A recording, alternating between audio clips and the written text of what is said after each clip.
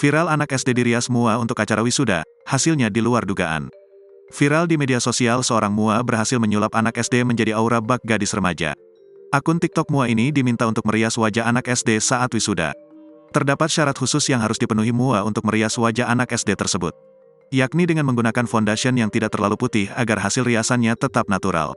Kak mau makeup wisuda anak SD bisa, foundationnya jangan terlalu putih ya biar gak abu-abu, tulisnya dalam keterangan video. Sebelum dirias, wajah anak SD tersebut tampak masih polos. Kulit wajahnya sawo matang dan terlihat mulus.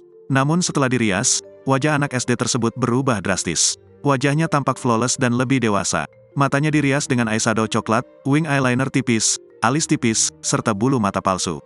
Sementara wajahnya dirias dengan kontur, sedikit highlighter, blush pink, serta ombre lips berwarna serupa. Tak lagi seperti bocah, sang klien malah terlihat seperti anak SMA yang hendak diwisuda. Sontak unggahan ini pun menjadi bahan perbincangan netizen.